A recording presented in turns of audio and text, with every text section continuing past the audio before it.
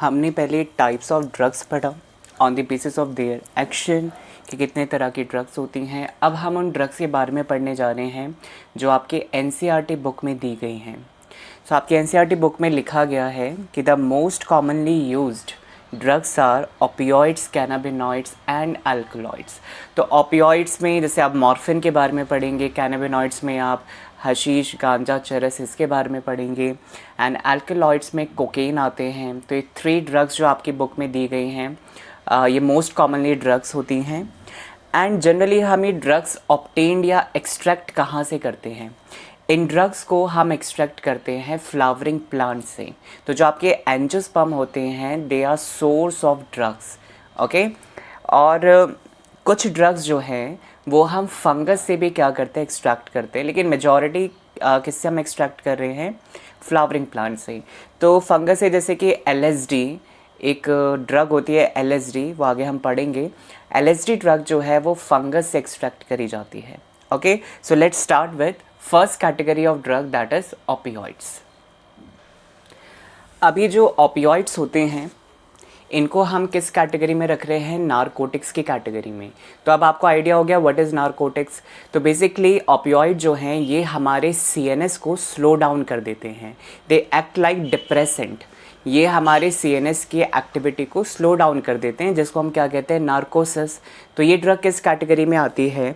Narcotics की category में आती है, ओके।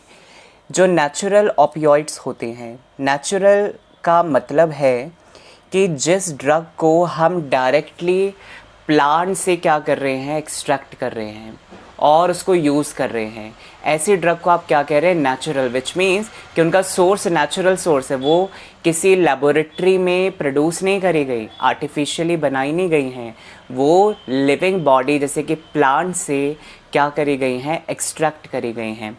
तो नेचुरल ओपियोइड जो होता है उसका नाम है मॉर्फिन। तो मॉर्फिन जो होता है वो नेचुरल ओपियोइड्स होता है, ओके। अब ये मॉर्फिन जो है ये ड्रग का नाम है, ये एक ओपियोइड ड्रग का नाम है। इस मॉर्फिन को कहा गया नेचुरल ओपियोइड, विच मीन्स इसका कोई नेचुरल सोर्स होगा, किसी प्लांट से इसको एक्सट्रैक्ट किया जाता होगा। तो एग्ज़ाम में पूछ लिया जाता है कि कौन से प्लांट से मॉर्फिन को एक्सट्रैक्ट किया जाता है, उसका साइंटिफिक नेम बताइए, उसका कॉमन नेम बताइए। इवन ये भी आ जाता है कि किस पार्ट से, प्लांट के किस पार्ट से इस ड्रग को एक्सट्रैक्ट किया जाता है। तो जैसे कि मॉर्फिन जो है, morphine extract from latex of immature capsule. Capsule का मतलब यहाँ पे फ्रूट है, फ्रूट को कैप्सूल कह रहे हैं। ऑफ पॉपी प्लांट्स, ये एक प्लांट का कॉमन नेम है, पॉपी प्लांट। इसका साइंटिफिक नेम होता है पेपावर, ये नाम बहुत इंपॉर्टेंट है, पेपावर सोमिनिफेरम, ओके। सो बेसिकली क्या होता है, जैसे आप बुक में इसका डायग्राम देखेंगे तो इसमें ना एक ऐसे जो ये प्लांट है पेपावर सोमिनिफेरम, इसके फ्रूट्स कुछ इस तरीके से दिखते हैं, ऐसे। ये तो स्टेम है और ये क्या है? फ्रूट है। इस फ्रूट को हम क्या कहते हैं? इस फ्रूट को हम कहते हैं कैप्सूल, ओके। और क्या होता है, ये कैप्सूल कैसा है? इमेच्योर। तो ये अभी बहुत राइपेंड फ्रूट नहीं है, ये इमेच्योर फ्रूट है। और क्या होता है, जब आप इस पे कट लगाते हैं ना, इस फ्रूट पे जब आप कट लगाते हैं तो ना एक वाइट कलर का फ्लूइड इसमें से निकलता है। जैसे आपने देखा होगा कई सारे प्लांट में कि जब आप उसके स्टेम को कट करते हैं, जब आप उनके स्टेम को कट करते हैं तो उसमें, जब आप स्टेम को कट करते हैं तो उसमें आपको एक वाइट कलर का फ्लूइड जो है वो नज़र आता है। तो उस वाइट कलर के फ्लूइड को हम क्या कहते हैं? लेटेक्स। तो उसी तरह जैसे स्टेम से वाइट कलर का फ्लूइड निकलता है, लेटेक्स, उसी तरह जब आप इस फ्रूट को कट करते हैं ना तो इसमें से एक वाइट कलर का फ्लूइड निकलता है, लेटेक्स कहते हैं उसे। तो उस लेटेक्स के अंदर ये केमिकल प्रेजेंट होता है। तो जनरली जो एक्सट्रैक्ट करते हैं ड्रग को वो क्या करते हैं, इस पर रेज़र से कट लगाते हैं, फिर इसमें से वाइट कलर का फ्लूइड निकलता है, उस फ्लूइड को कलेक्ट करते हैं और फिर उस कलेक्टेड फ्लूइड को, जिसका नाम लेटेक्स होता है, उस लेटेक्स में से मॉर्फिन को क्या करते हैं, एक्सट्रैक्ट करते हैं। ओके, अब एक आर्टिफिशियल भी ऑपियोइड, आर्टिफिशियल कह सकते हैं, सेमी आर्टिफिशियल कह सकते हैं आप, उसका नाम है हेरोइन। आपने सुना होगा, फिल्मों में नाम होता है हेरोइन, स्मैक, जिसकी स्मगलिंग वगैरह करते हैं जनरली जो गुंडे वगैरह होते हैं। सो एक्चुअली क्या होता है, ये जो मॉर्फिन है, ये तो नेचुरल प्रोडक्ट है। इसको लैब में ले जाके हम इसका क्या कर देते हैं, एसिटाइलेशन, इस मॉर्फिन का एसिटाइलेशन कर देते हैं, विच मीन्स इसमें आप कौन सा फंक्शनल ग्रुप ऐड कर रहे हैं, एसिटाइल ग्रुप ऐड कर रहे हैं। और एसिटाइल ग्रुप ऐड करने के बाद ये क्या बन जाता है, डाई एसिटाइल मॉर्फिन, क्योंकि मॉर्फिन में 2 एसिटाइल ग्रुप ऐड हो गए तो इसका नाम है डाई एसिटाइल मॉर्फिन। और डाई एसिटाइल मॉर्फिन को हम क्या कहते हैं, it is known as heroin. Okay, so exam में पूछ लिया जाता है कि what is the chemical name of heroin. Heroin का केमिकल नेम क्या है, डाई एसिटाइल मॉर्फिन। अब ये जो हेरोइन है या डाई एसिटाइल मॉर्फिन है, ये कैसा होता है, मतलब इसके फीचर्स क्या हैं। जनरली कैसा होगा, वाइट इन कलर, ऑर्डरलेस होता है, कोई इसमें स्मेल नहीं होती है। ओके, टेस्ट में बिटर होता है और कैसा होता है, क्रिस्टल लाइक। कैसा होगा, क्रिस्टल लाइक। हेरोइन को कॉमनली हम क्या कहते हैं, कॉमनली नोन एज, इसका ना एक और नाम है जिसको कहते हैं स्मैक। तो ये वर्ड बड़े इंपॉर्टेंट है, एग्जाम में आ जाएगा कि कौन सी ड्रग पॉपी प्लांट से एक्सट्रैक्ट करी जाती है, जिसका नाम है मॉर्फिन। हेरोइन का केमिकल नेम क्या है, डाईएसिटाइल मॉर्फिन। या पूछ लेंगे डाईएसिटाइल मॉर्फिन को इंग्लिश में या कॉमनली हम क्या कहते हैं, इसको हेरोइन कहते हैं। हेरोइन को हम स्मैक भी कहते हैं। बेसिकली वैसे आपके बुक में लिखा है कि स्मैक क्या है, कि heroin commonly known as smack, but actually क्या होता है, स्मैक थोड़ी सी लोअर फॉर्म होती है हेरोइन की। ओके, लोअर फॉर्म होती है स्मैक। हेरोइन जो है वो ज़्यादा इफेक्टिव होता है एज़ कम्पेयर टू स्मैक, क्योंकि हेरोइन थोड़ा सा प्योर प्रोडक्ट होता है। लेकिन आपके बुक में वैसे लिख दिया गया है कि हेरोइन को हम स्मैक भी कहते हैं।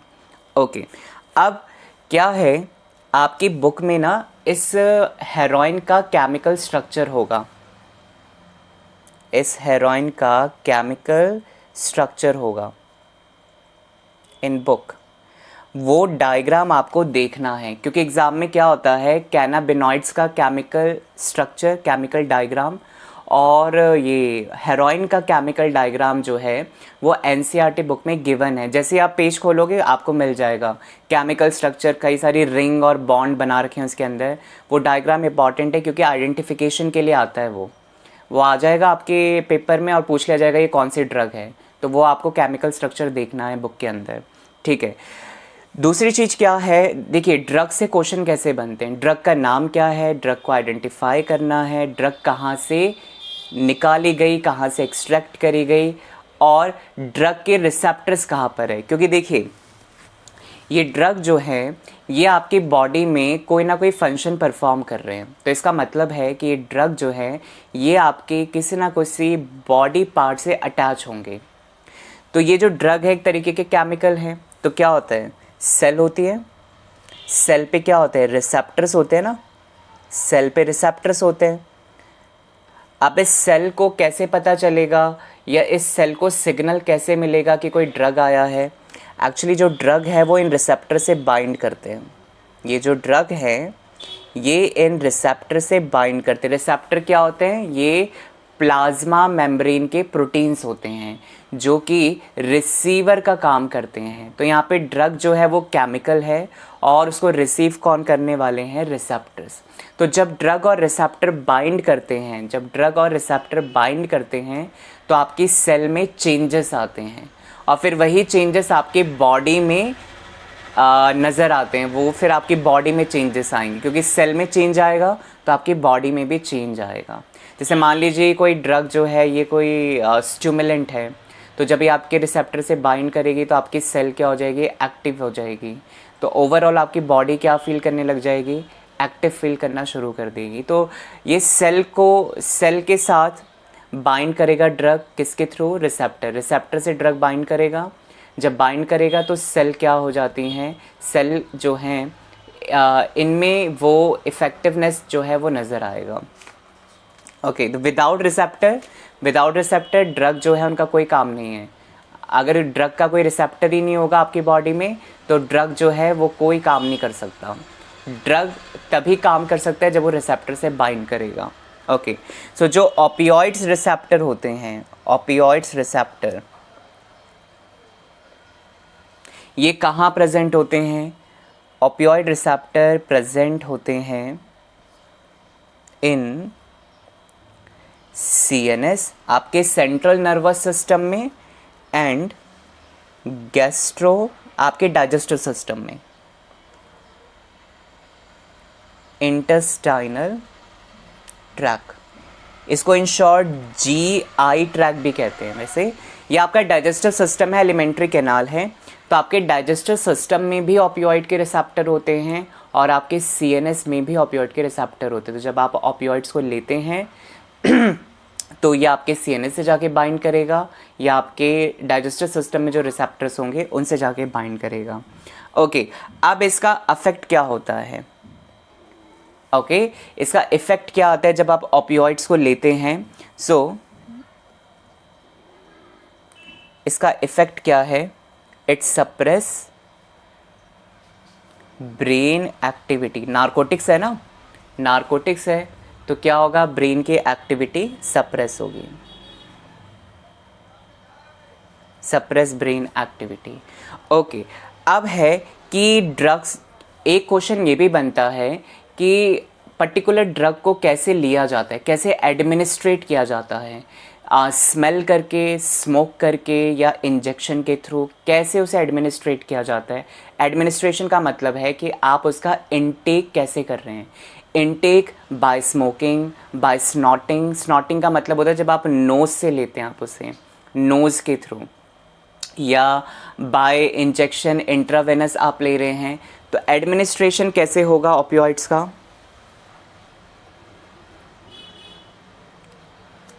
एडमिनिस्ट्रेशन ऑफ ओपियोइड्स, एडमिनिस्ट्रेशन का मतलब है इनटेक कैसे होगा, इनटेक। ओके, सो बाय स्नॉटिंग, स्नॉटिंग का मतलब होता है थ्रू नोज़। जैसे आपने फिल्मों में देखा होगा ना, वो टेबल पे वाइट कलर का पाउडर रखते हैं और फिर उसको नाक के थ्रू सूंघते हुए उसको अंदर ले लेते हैं, उस पाउडर को स्नॉटिंग करते हैं। वो नोज़ के थ्रू उसे क्या कर लेते हैं, इनटेक कर लेते हैं। एंड इंट्रावेनसली, इंट्रावेनस है तो इसका मतलब है ये इंजेक्शन के थ्रू भी लिया जा सकता है। ओके, इंजेक्शन के थ्रू, आपके ब्लड वेसल में, या नोज़ के through. Okay, so this is all about opioids.